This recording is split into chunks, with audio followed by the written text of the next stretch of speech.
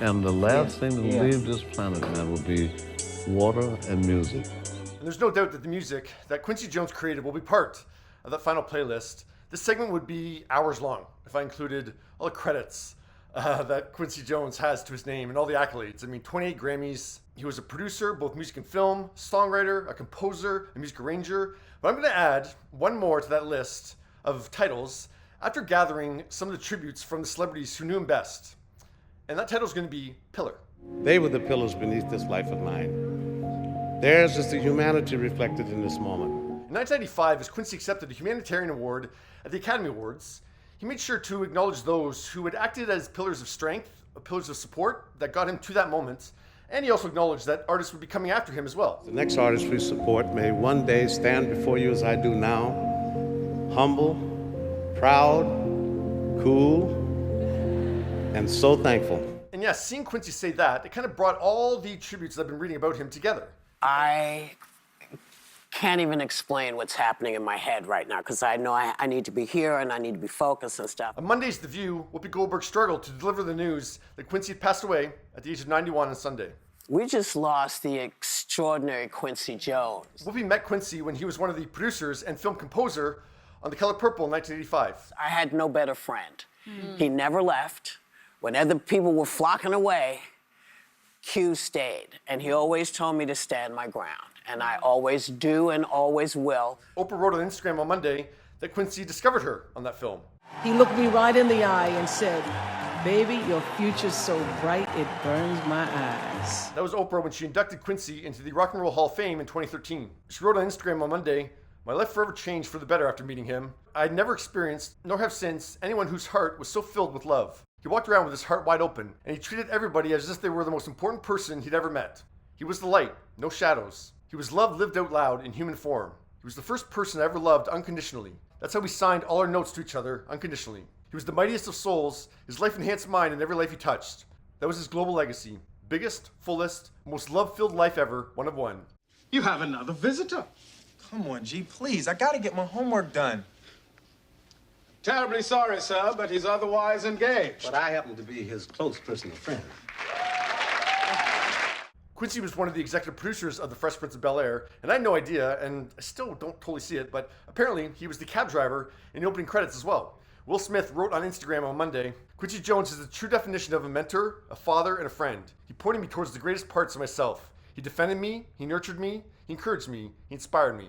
He checked me when I needed to. He let me use his wings until mine were strong enough to fly." Quincy Jones basically steamrolled me through the whole process without ever really auditioning me. And actually, Will telling the story during the Fresh Prince reunion in 2020 of how Quincy orchestrated him being cast in The Fresh Prince really kind of led to this insight of Quincy being a pillar. The only kind of audition I had was the Quincy's birthday, and they were like, "Come to Quincy's house, we have this idea for a TV show." I'm like, okay, you know. I'll go to Quincy's. I'll go to Quincy's. At Quincy's birthday was the head of NBC and other NBC execs. And Quincy said, "Hey, clear the living room out. Clear the living room out. We're gonna do an audition."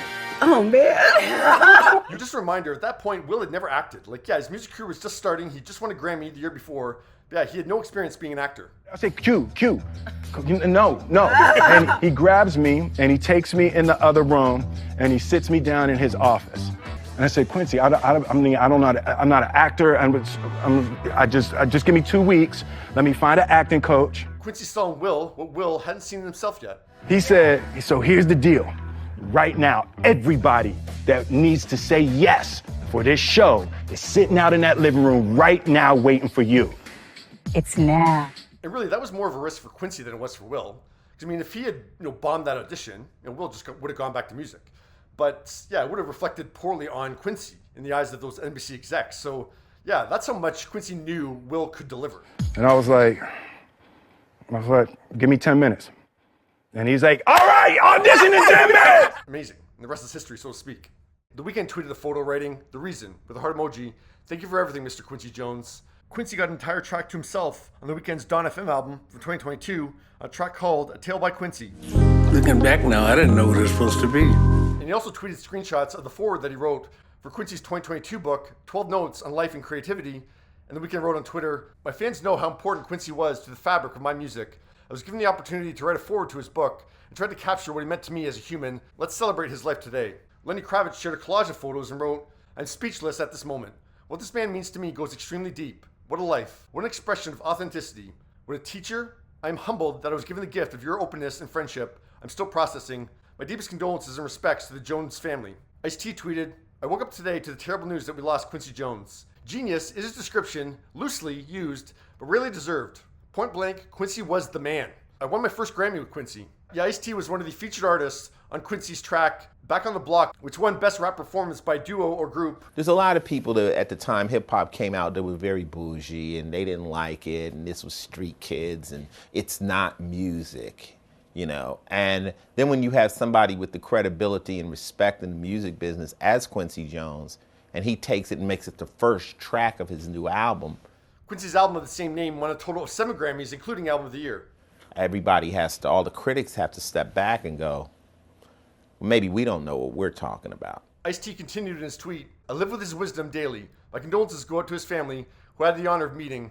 This one hit me. God bless you, King." I was inspired by Back on the Block without even knowing, combining hip-hop and jazz. And you was the first to do it. 6 months after Kendrick Lamar released his To Pimp a Butterfly album in 2015, he met Quincy as part of a Hype Track magazine cover story. You know where rap came from? Came from Mbonga, it came from Africa. But they don't know their history, man, and it's very damaging, I think. You get to where you're going easy if you know what happened before you. He was like a father, you know, like to us in this industry. Jennifer Hudson featured on a Quincy track, You Made a Move in My Heart, for his 2010 album, Soul Bossa Nostra.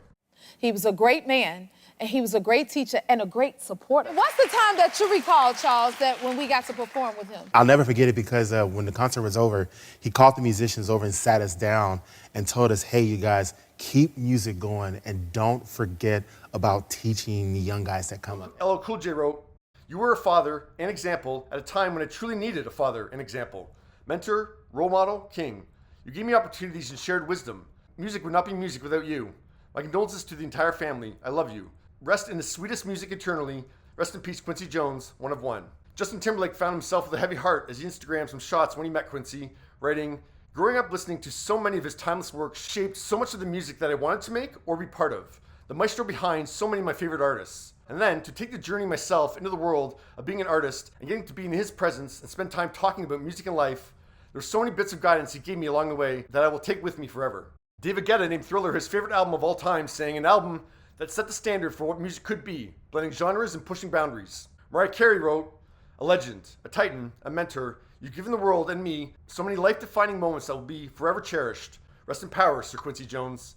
Gladys Knight said, "Thank you, dear friend, for sharing you, your gifts, your light, and your life with all of us. Rest well." Celine Dion tweeted that she was heartbroken to learn the passing of her friend, the one and only musical genius, Quincy Jones. "Quincy touched my world as both a cherished mentor and also as someone I looked up to for his deep impact on virtually every form of American music." I knew I loved you. Celine worked with Quincy on the song I Knew I Loved You, and then on the 2010 version of We Are the World. Before I found you. It was a dream come true. In our sessions, his musical intuition was nothing short of profound. He helped me capture a little piece of heaven. Quincy always knew exactly what each song needed. May his wisdom and joy remain with us always. I think now you see why I want to add Pillar to Quincy's list of credentials. What would you say to my generation? You don't go for money or fame. Because if you do your that moves you, it's going to happen. Quincy made a living for himself, putting his talent to use. But yeah, it's clear that he was very conscious of paying it forward. Like, he didn't make any money off giving advice to Justin Timberlake or Mariah Carey or Kendrick Lamar. He just wanted to. Music can never be more or less than you are as a human being. I'm telling you. And it all fits together. Like, his focus is in music. That's why I'm glad you are doing the amalgamation of all of this, all of our culture. That's why people feel it. That's right, man. Yeah, that's why I go with the idea of him being a pillar. He was that pillar of encouragement, of strength, and also that pillar in which he wanted people to build upon him. What do you think is the biggest difference from then and now? I think that the basic elements of music was more important before. The music. He was truly one of one. Incredible life. Rest in peace, Quincy Jones. It's a pleasure. It's definitely a pleasure and an honor. I really thank you and take it to heart.